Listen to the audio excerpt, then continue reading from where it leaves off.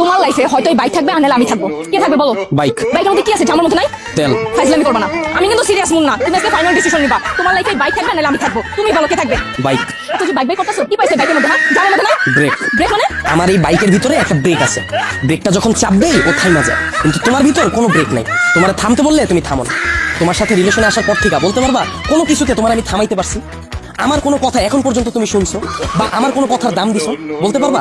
কিন্তু ও শুনছে, ওর মধ্যে একটা ব্রেক আছে। ওরে যখন আমি চাপ দেই, ওরে যখন আমি থামতে বলি, ও থাইমা যায়, কিন্তু তুমি থামো না। তোমার আমি থামাইতে পারি না। তোমার যখন কোনো কিছুতে না করি, তুমি আমার উল্টা প্রশ্ন করো, এইটা কেন করবো, ওইটা কেন করবো।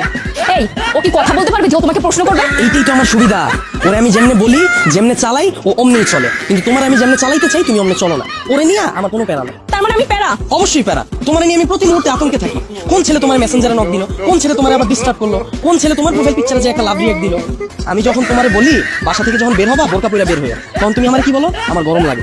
যখন আমি বলি ফেসবুকে কোনো পোস্ট করো না, তোমার কোনো ছবি ছাইরো না, তুমি বলো তুমি আমার স্বাধীনতা নষ্ট করছো। তোমার যখন আমি বলি জান তোমার ফেসবুকের পাসওয়ার্ডটা আমারে দাও, তখন তুমি কি বলো? তুমি আমার সন্দেহ করতেছো। কিন্তু দেখো ওর বিষয়টা, ওরা নিয়ে আমার কোনো কারণ নেই। এই যে একটা জিপিএস ট্র্যাকার লাগাই নিছি, প্রতি মুহূর্তে আমি নিশ্চিন্তে থাকি। ওরে রাইখা যদি আমি কোথাও যাই, কেউ যদি এসে ওরে ধরে, ও চিল্লায় উঠে আমার কল দেয়, ডেমো দেখবা, দাও হাত দাও।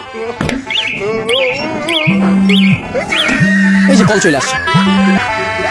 আবার তুমি দেখো, যদি আমার কোনো ফ্রেন্ড বা আমার কোনো কাজিন আমার এই বাইকটা নিতে চায়, আমি নিশ্চিন্তে দিয়ে দিই। কারণ কি বলতো, আমার এই জিপিএস ট্র্যাকারের ভিতর লোকেশন সেট করা যায়, ও কতটুকু এরিয়ার মধ্যে থাকবে। আমার ফ্রেন্ড যখন এটা নিয়ে যায়, আমি একেবারে নিশ্চিন্তে ঘুমাই। কারণ এরিয়ার বাইরে গেলেই আমার বন্ধু যাবে, কিন্তু ও যাবে না। ও কতটা লয়াল একটু চিন্তা করো। কিন্তু তোমার দিকটা একবার দেখো, আমি যদি তোমারে রাইখা বিদেশে যাই, সুরঙ্গ ছবির মতো আর ফার্নিশের মতো অবস্থা হইব আমার। দেশে এসে কি দেখুন জানো, আমার বন্ধু তোমার নিয়ে বাইকে গেছে। এখন তুমিই বলো, বাইক রাখলে ভালো হবে না গার্লফ্রেন্ড? এত যে বড় বড় কথা বলতাছো, আমাকে নিয়ে লাস্ট কবে বের হইছো মনে আছে তোমার? তোমারে নিয়ে বের হয়ে আমার কোনো লাভ আছে? তোমারে নিয়ে বের হইলে 8-10টা মেয়ে যদি তাকায়, তাও মুখ ফিরিয়ে যায়। চিন্তা করো, এটার লগে তো একটা আছে। কিন্তু যদি আমার এই বাইকটা নিয়ে বের হই, 8-10টা মেয়ের সিরিয়াল লেগে যায়। এখন তুমিই বলো, তোমারে চুজ করা ঠিক হবে না আমার বাইকটাকে? এত যে বাইক করতেছো না, এই বাইক একদিন তোমার জীবনটা খাইবো। তাও ভালো, ভিতরে কোনো কষ্ট থাকবো না, গেলে গা একবারে যাবো গা। মানে?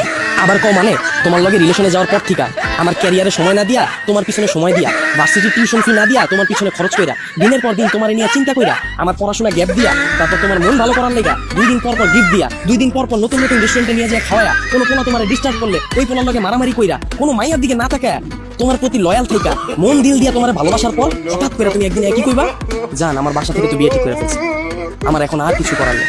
আর আমি তোমাকে কোন মুখে নিয়ে যাবো বলো? তুমি তো এখন পর্যন্ত ক্যারিয়ারে কিছুই করতে পারো না, অথচ আমার এই ক্যারিয়ারটা বাসি দিলাম তোমার লোক, তোমার পিছনে সময় দিয়ে। তারপর তুমি কি করবা জানো? আমার একটা সুন্দর বুঝ দিবা, জান তুমি আমার থেকে অনেক সুন্দর মেয়ে পাবা, অনেক ভালো মেয়ে পাবা। এই কথা বইলা সুন্দর করে একটা হাঁটা দিবা, আর পিছন থেকে একটা ব্যাকগ্রাউন্ড মিউজিক বাজবে। আর আমার অবস্থা কি হইব জানো? সারা জীবন এই ভালোবাসার কষ্ট নিয়ে সালমান খানের মতো জীবনযাপন করো। আর ওদিকে তুমি বড়লোক জামাই নিয়া, ফুটফুটে সুন্দর 2টা বাচ্চা নিয়া ওয়ার্ল্ড ট্যুর দিবা। এখন তুমি আমারে বলো, বাইক ভালো না তুমি? ভালো থাকো জান।